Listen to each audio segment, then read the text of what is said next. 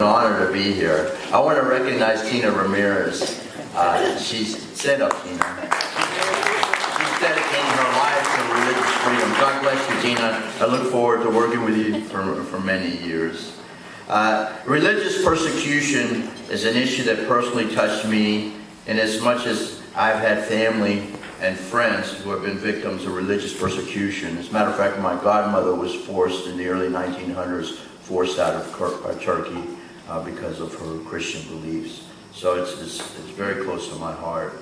And we have relatives forced out of the northern side of Cyprus as well in 1974 for that reason and others.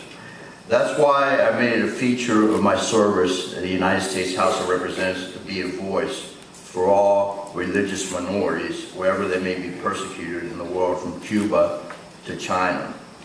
As a member of the House Foreign Affairs Committee and a member of the International Religious Freedom Caucus, a very active member, I've worked together in a bipartisan manner, and it must be bipartisan, with my colleagues to condemn violations of religious freedom throughout the world.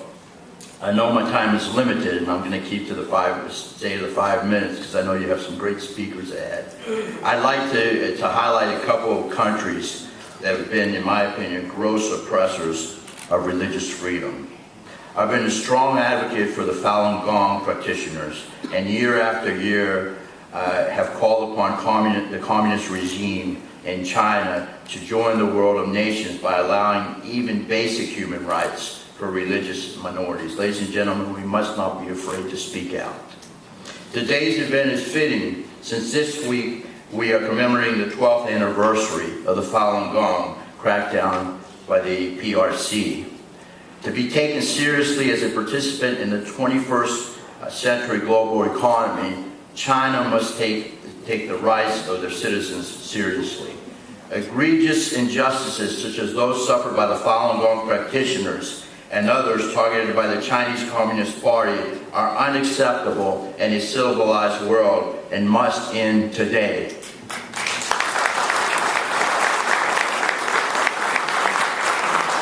Also unacceptable are the continued violations of religious freedom and human rights that the Republic of Turkey has perpetrated against the Ecumenical Patriarchate, the holy see for over 300 million Orthodox faithful worldwide.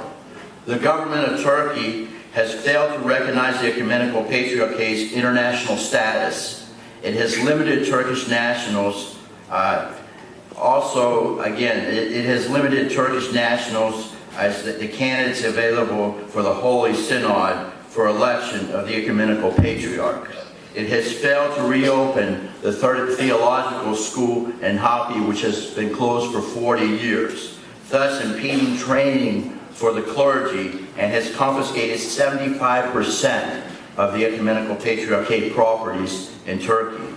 This type of behavior from a so-called secular democracy is deplorable in today's world. I will continue to call for the government of Turkey to grant the Ecumenical Patriarchate appropriate international recognition and ecclesiastic succession. We must grant the Ecumenical Patriarchate the right to train clergy of all nationalities, not just the Turkish nationals, and respect human rights and property rights of the Ecumenical Patriarchate. Further, as it relates to Turkey, late last year before the 111th Congress adjourned, and Tina helped me with this, I was able to pass House Resolution 1631, which called for the protection of religious sites and artifacts from and in Turkish-occupied areas of northern Cyprus, as well as for general respect for religious freedom. Not much to ask for. It held the government of Turkey responsible for the continued violation of humanitarian law with respect to the destruction of religious and cultural property. I'm happy to say that it passed out unanimously, and we need more resolutions like that. I will always be there for you, ladies and gentlemen, I promise you, because this is an issue very dear to my heart. The resolution caught the eye of the United States Commission on International Religious Freedom. As a result, the Commission embarked on a fact-finding mission to the northern occupied territory in Cyprus. General Leonard Leo and members of the Commission prepared a report which echoed the sad truth that we have outlined in the resolution. I'm so thankful that the greater community at large is starting to take notice of what all of us have known for decades.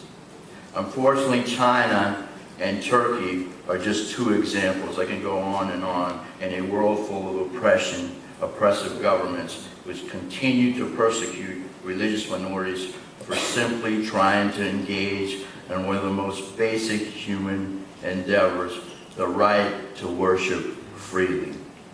I commend the Washington Times for being a consistent, singular voice in the vast media that reports with integrity and courage on the plight of the voiceless. God bless.